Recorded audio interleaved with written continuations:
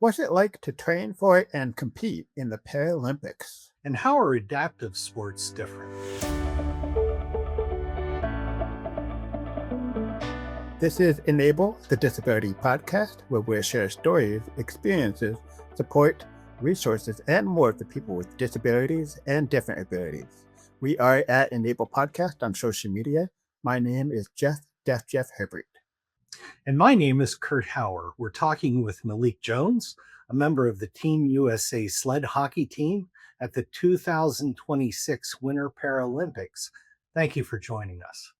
Yes, I'm glad to be here. Thank you guys for having me.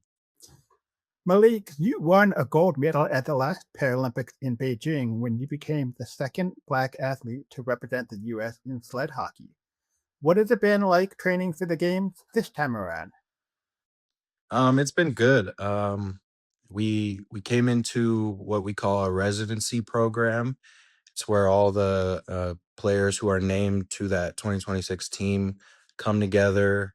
Um, we have two separate houses, and we came in on January 5th, and we've been training. We go to workouts in the morning, and then after workouts, we have our ice sessions, and it's been great. I think everyone's getting really good. We're all gelling together. The camaraderie is getting deeper and deeper. And the anticipation for these games are, it's getting higher. Everyone's getting antsy, and we're excited to just go go put on a show and put our training and our work that we've done to work, and hopefully we can come out on top.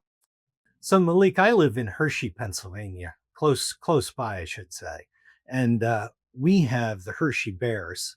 It's the affiliate of the Capitals, and so I'm somewhat uh, familiar with traditional hockey, but not so much about sled hockey. So, how is it different? Most of it's the same, like all the rules are the same. There's only one addition, like added rule, I guess you could say, which is called T-boning. So you pretty much can't go like this to another player. That's a penalty. But everything else is the same, all the rules, but the way we skate and puck handle is the big difference. So we, as adaptive athletes, we everyone's sled is different, but mine, so it's custom made to my limbs. So I went over to Chicago and got casted for my sled, and so we sit in a bucket that's molded to our lower half, and then they make all the measurements, and that bucket is mounted on um metal frame, and on the below that is like a bracket for our blades.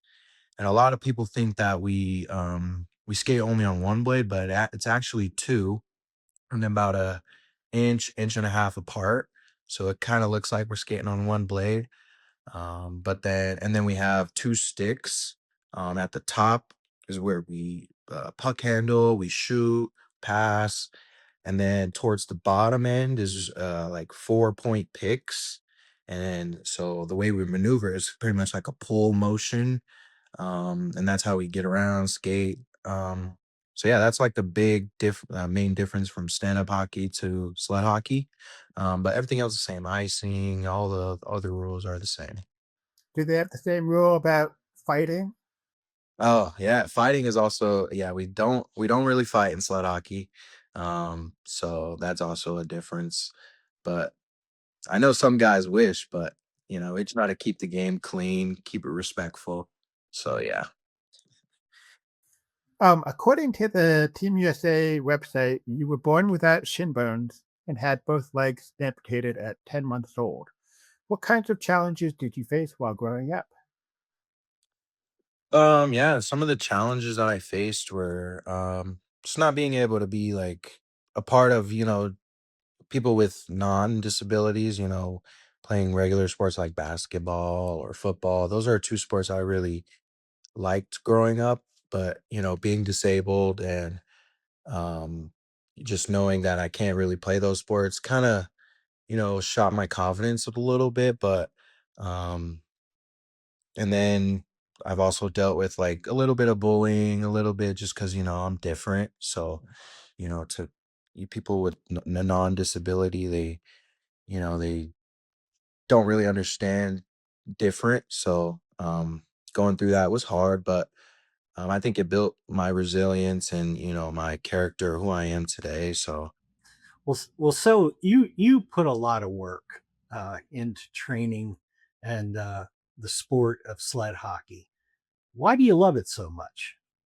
I think the first time I got out there it was just like I could hit people, so that was like a big thing that I really gravitated towards, and just like how fast paced the game was. I've played a lot of other disabled sports, and just like nothing really amounted to sled hockey. So, just going out there my first time trying it, I just instantly fell in love with it, and the hitting, the brotherhood that was in the locker room, and also just yeah, like the pace of the game was not like any other sport I've played. So that really I really gravitated towards that aspect, and and ever since that, I continue to train, continue to work at it, and get better at it, and here I am today. It sounds like there's a lot of teamwork involved with the U.S. sled hockey team, and that's great. But what about off the ice? What kinds of resources and support do you receive? Um, Now I don't really receive any, but when I was going through the ranks, trying to make the team, I had a lot of support, obviously from my family, making sure they got me to practices, they got me to tournaments. And then also like I had a lot of help from teammates just because like growing up, I wasn't really financially fortunate. So um, I had teammates help me pay for certain tournaments or, help me get to tryouts and stuff like that. So those were big helps getting me to where I am today. So yeah, I thank those people every day, and I think about those people every day, and um, being able to go to Paralympic Games, all that hard work and all that support that I got from them is really, I really appreciate it. Well, you're going to inspire a lot of young men and women and going over to the Paralympics. And what do you wish they knew about um, the sport and people in similar situations like you? Um, think that I wish that they knew like, it's gonna be hard. Growing up with disability is hard, and you know, going through disabled sports is hard because a lot of disabled sports, don't get like funding and don't have like the same like I would say like eyes on the sport. So like it's hard to compete at a high level. But if you continue to work at it and, put yourself in the right positions, you'll be able to, find your niche, find what you love, and hopefully be able to do it at a high level. But yeah, just work hard and um, don't try not to listen to outside noise, and just believe in yourself and have that confidence that even though I am disabled, I can do anything that someone with that doesn't have a disability can do. Just try to have that confidence and just be you, be yourself. Well said. Here on the Enable podcast, we also like to remind people that we're not solely defined by the things we can't do, and there's so many things we can do. So, Malik, what do you like to do when you're not playing hockey? Yeah, like I said, when I was growing up, like during middle school and high school, I used to play outside with my friends. Like I said, I like basketball and football, so I used to, play around outside with my friends, stuff like that.